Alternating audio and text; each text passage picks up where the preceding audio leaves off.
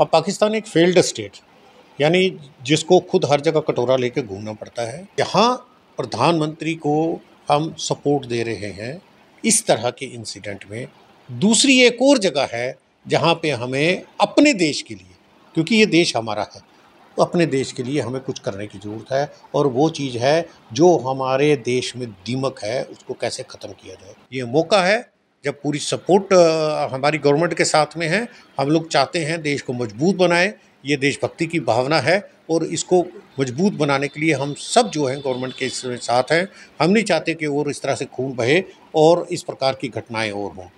इसमें से कुछ चीज़ें हैं जिनको मैं एक एक करके बताऊंगा किस प्रकार से ये दीमक को ख़त्म करने के लिए भी काम करना चाहिए। पहला, जो ये सिस्टम है टेररिस्ट का, जो मुकदमे लड़े जाते हैं उनको बेल दी जाती है, इसमें सोच विचार की ज़रूरत है।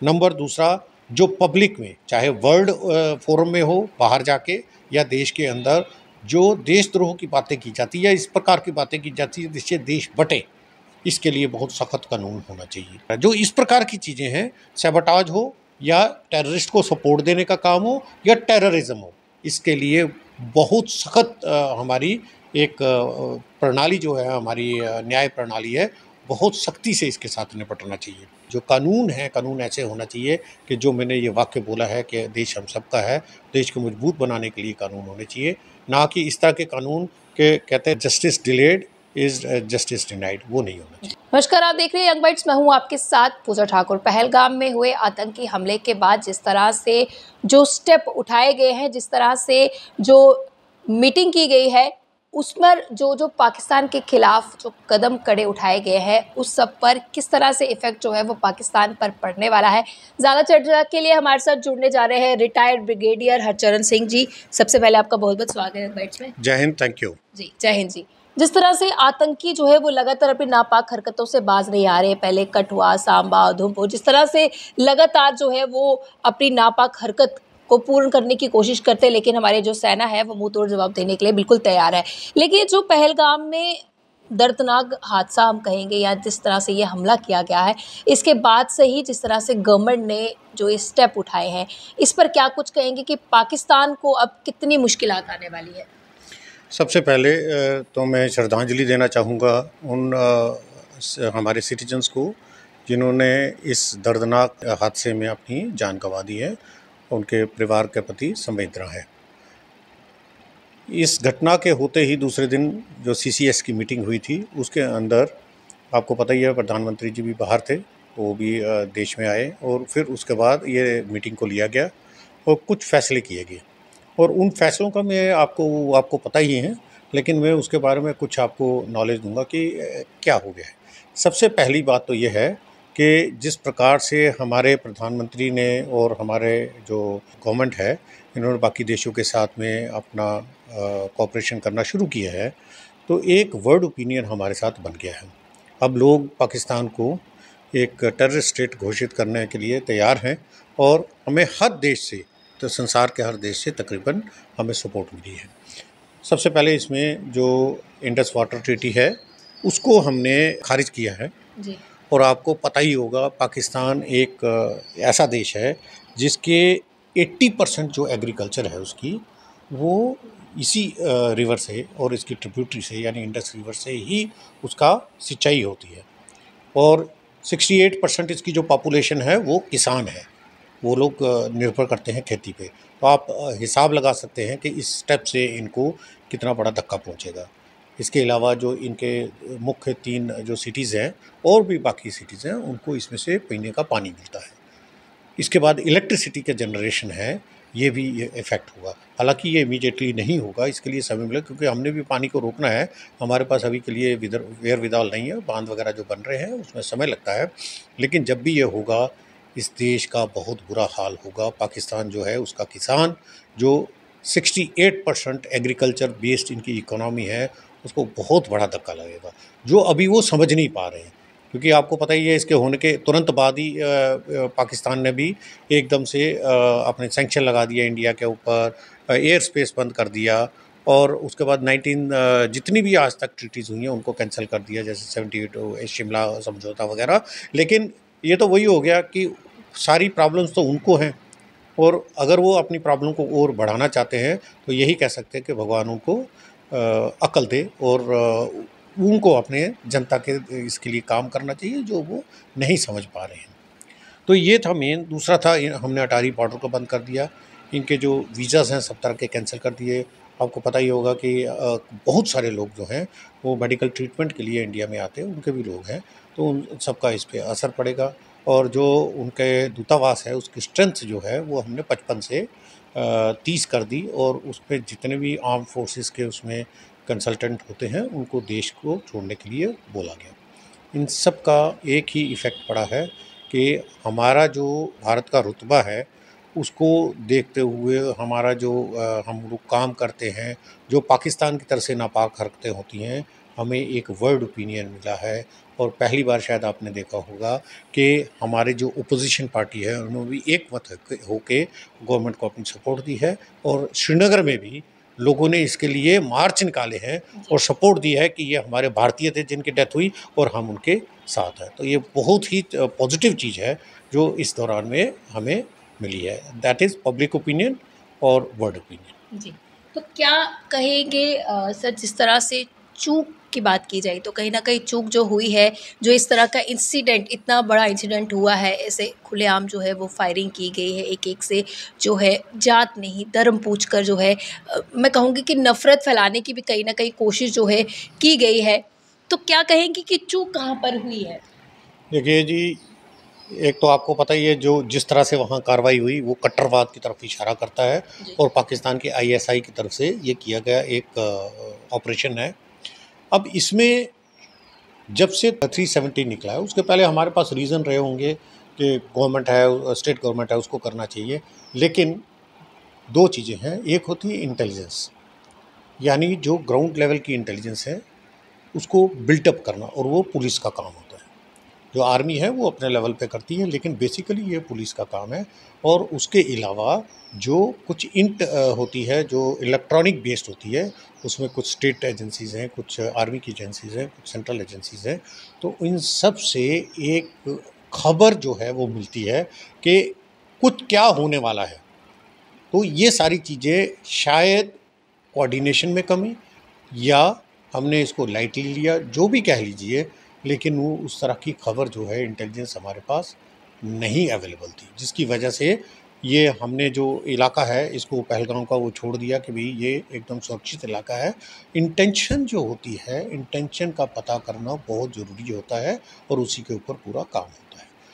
दूसरा ये है कि जो troops on boots on ground होते हैं, यानी स्ट्रेंथ जो हमारे ट्रूप्स की होती है ग्राउंड के ऊपर, वो होना बहुत ज़रूरी है।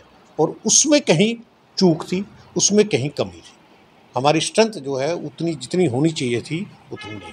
तीसरा, जो ये समय मिला हमें जब से 370 एब्रोगेशन हुआ है, जो हमें एक इंटेलिजेंस बना के और जो ओजीडब्ल्यू थे, ओवरग्राउंड वर्कर, उनके ऊपर एक लगाम कसने की जो ज़रूरत थी, वो शायद काम उस लेवल का नहीं हुआ। कुछ आपको कुछ अच्छी खबरें हमें जो खबरें मिलती हैं कि जो ओवरग्राउंड वर्कर हैं उनके ऊपर नकेल कसी जा रही है, अच्छी बात है। लेकिन उस लेवल का काम नहीं हुआ क्योंकि इस ऑपरेशन में भी आतंकियों के साथ में लोकल सपोर्ट के बगैर ये काम नहीं हुआ। शिवखोड़ी में भी आपने देखा लोकल सपोर्ट के बगैर में ये काम नहीं होता। जब हमें पता है कि क्या हो रहा है, हमें क्या ज़रूरत है, उसके मुताबिक में intelligence and troops on ground, इसकी ज़रूरत जो है वो दोनों का होना बहुत ज़रूरी है, नहीं तो इस तरह की घटनाएं होती रहेंगी। हरचंद जी, क्या कहेंगे कि किस तरह से इनका माइंड सेटअप रहता है, क्योंकि इनको किस तरह की शिक्षा दी जाती है जिससे इंसानियत नाम की चीज़ भी उनके अंदर नहीं होती है? तो किस तरह से उनके लिए भी आप मैसेज देना चाहेंगे जो इंसानियत का पाठ ना पढ़ाते हुए इस तरह से हैवानियत का पाठ पढ़ाया जाता है? देखिए, आपको जैसे पता ही है कि ये सारा जो खेल है ये पाकिस्तान के द्वारा खेला जा रहा है।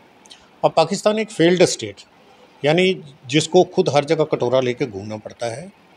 और जो देश होते हैं जिनके पास में एक मकसद होता है, जिनके पास में समृद्धि होती है, वो जितने काम करते हैं वो वेलफेयर के लिए करते हैं, अपने नागरिकों को तंदुरुस्त बनाने के लिए, उनको एजुकेट करने के लिए और उनको पूरे वर्ल्ड में अपना नाम कमाने के लिए। ये सारा एम्फेसिस और हेल्थ इश्यूज़, इन चीज़ों के ऊपर पूरा काम चलता है। पाकिस्तान के पास ऐसे कुछ दिखाने के लिए है नहीं, इसलिए। और दूसरा, उनका जो एजुकेशन सिस्टम है उसमें मदरसों का बहुत बड़ा हाथ है। जो जनरल ज़िया सिखा के गए हैं वो उसी के ऊपर, लाइन के ऊपर काम कर रहे हैं। और उसकी वजह से क्या हो रहा है कि जो उनका यूथ है वो इसी कामों में फंस रहा है। मिलिटेंसी के लिए आपको किसी जगह टेररिस्ट भेजने हैं, उनको पैसे से ल्योर किया जाता है, गरीब लोग हैं, और उनको फिर भेजा जाता है और पीछे मजहब की आड़ में। तो बस अगर इसी प्रकार से चलता रहा, हो सकता है उनको बड़ी खुशी होती होगी जब हमारे यहाँ देशवासियों का खून बहता होगा, लेकिन ओवरऑल उनको इसमें कुछ मिलता नहीं है। उनकी हमारे से रिलेशन ख़राब हो रहे हैं, उनके खुद की जीडीपी जो है वो नोज़ डाइव कर रही है, नीचे जा रही है, देश का विकास नहीं हो रहा। तो मैं यही कहूँगा कि उनकी दोनों लीडरशिप, आर्मी का तो आपको पता है, वहाँ पे आर्मी जो है एक बहुत बड़ा पावर हाउस है, एक आर्मी और दूसरे पॉलिटिकल, दोनों लेवल पे ये लोग फेलियर हैं। जहाँ जितना इनको एड मिलता है, इनके लीडर बाहर जाने की सोचते हैं और वहाँ जाके अपना जमने की सोचते हैं। तो ये थोड़ा-सा इसलिए कई बार हुआ भी है। इंडिया ने अभी जो एफ़र्ट किए हैं उससे वर्ल्ड में भी ये पता आहिस्ता-आहिस्ता बताया जा रहा है कि ये एक टेररिस्ट स्टेट है, और इसको जो हम पैसा देते हैं जैसे वर्ल्ड बैंक वगैरह से, उसको थोड़ा सख्ती करना चाहिए। और थोड़ा-थोड़ा उसमें अभी अवेयरनेस आ रही है। और जो ये इंसिडेंट हुआ है, इसमें आपको पता ही चल गया जिस ढंग से हमें सपोर्ट मिली है, वो प्रूव करता है कि पाकिस्तान जो है बेनकाब हो रहा है और बाकी जो कंट्रीज़ हैं वो हमारे साथ जुड़ रही हैं। इस इंसिडेंट पर आपके क्या कुछ विचार है, क्या कुछ अहम स्टेप जो है उठाए जाने चाहिए? जो कदम उठाए जा रहे हैं वो तो सराहनीय है ही है, उसके अलावा क्या कुछ और जो इसमें इंक्लूड करने की ज़रूरत है इन कदमों में? मैं कुछ देशों के जब जब देखता हूँ, इज़राइल है और उसके अलावा जापान है, ये यहाँ पे जब कुछ होता है, कुछ यूरोपियन कंट्रीज़ में भी इस तरह की टेररिस्ट घटनाएँ हुई थी, सबसे अच्छी चीज़ लगती है कि लोग एक होके गवर्नमेंट के साथ में और उसको सपोर्ट देते हैं। जी। और इसके लिए ज़रूरी है कि देश के अंदर एक अवेयरनेस हो, लोगों को अपनी हिस्ट्री, अपनी वैल्यूज़, अपने ट्रेडिशन के बारे में पता हो, जो अनफॉर्चुनेटली मुझे लगता है आज की इतिहास की बुक्स में हमें पढ़ाया नहीं जा रहा। इस इंसिडेंट में प्रधानमंत्री को ओपोजिशन की फुल सपोर्ट मिली, और पहली बार शायद आपने देखा होगा कि एक बहुत ही अच्छा संदेश जो है कश्मीरी पॉपुलेशन ने पूरे देश को दिया। वहाँ पे कैंडल मार्च और बाकी इस तरह से लोगों ने इकट्ठ करके और बातचीत की है। मैं अभी यहाँ पर बोलना चाहता हूँ कि जहाँ प्रधानमंत्री को हम सपोर्ट दे रहे हैं इस तरह के इंसिडेंट में, दूसरी एक और जगह है जहाँ पे हमें अपने देश के लिए, क्योंकि ये देश हमारा है, तो अपने देश के लिए हमें कुछ करने की ज़रूरत है। और वो चीज़ है जो हमारे देश में दीमक है, उसको कैसे ख़त्म किया जाए। देखिए, हर कंट्री में कोई भी कंट्री आप ले लीजिए, उसमें हर तरह के लोग होते हैं, अलग अलग विचारों के, लेकिन दीमकी विचारों वाले लोग नहीं होने चाहिए जो देश की फाउंडेशन को चाट जाएं और उसको कमज़ोर बनाएं और इमारत एक दिन गिर जाए। इसके लिए मेरे पास कुछ विषय हैं जिसके ऊपर मैं नहीं, हमारा हर एक नागरिक चाहेगा कि इसके ऊपर सख्त कदम लिए जाएं। ये मौका है जब पूरी सपोर्ट हमारी गवर्नमेंट के साथ में है। हम लोग चाहते हैं देश को मजबूत बनाएं, ये देशभक्ति की भावना है, और इसको मजबूत बनाने के लिए हम सब जो हैं गवर्नमेंट के इसमें साथ हैं। हम नहीं चाहते कि और इस तरह से खून बहे और इस प्रकार की घटनाएं और हों। इसमें से कुछ चीज़ें हैं जिनको मैं एक-एक करके बताऊँगा, किस प्रकार से ये दीमक को ख़त्म करने के लिए भी काम करना चाहिए। पहला, जो ये सिस्टम है टेररिस्ट का, जो मुकदमे लड़े जाते हैं, उनको बेल दी जाती है, इसमें सोच विचार की ज़रूरत है। नंबर दूसरा, जो पब्लिक में, चाहे वर्ल्ड फोरम में हो, बाहर जाके, या देश के अंदर जो देशद्रोह की बातें की जाती है या इस प्रकार की बातें की जाती है जिससे देश बटे, इसके लिए बहुत सख्त कानून होना चाहिए। उसके बाद सैबोटाज एक्टिविटीज़, कल की ही खबर है कि किसी ने रेलवे ट्रैक के ऊपर एक लोहे का फाटक फेंक दिया जिससे रेल डीरेल हो जाए। अगर उसमें डिरेल हो जाती, उसमें पैसेंजर होते, तो लोगों की काफ़ी लोग जो हैं वो घायल हो जाते या मर जाते। तो इसके लिए कौन जिम्मेवार है? जो इस प्रकार की चीज़ें हैं, सैबोटाज हो या टेररिस्ट को सपोर्ट देने का काम हो या टेररिज्म हो, इसके लिए बहुत सख्त हमारी एक प्रणाली जो है, हमारी न्याय प्रणाली है, बहुत सख्ती से इसके साथ निपटना चाहिए। दूसरा है ट्रेनिंग द माइंड्स, हमारे जो यूथ हैं इन्हीं के ऊपर देश ने चलना है। हमारे यूथ का माइंड जो है इसको ट्रेन करने की ज़रूरत है और उसके लिए बहुत ज़रूरी है स्कूल के समय से इनको जो हमारे बुक्स है उसके अंदर हमारी हिस्ट्री, रिच हिस्ट्री, हमारे ट्रेडिशंस, इनके बारे में बताया जाए।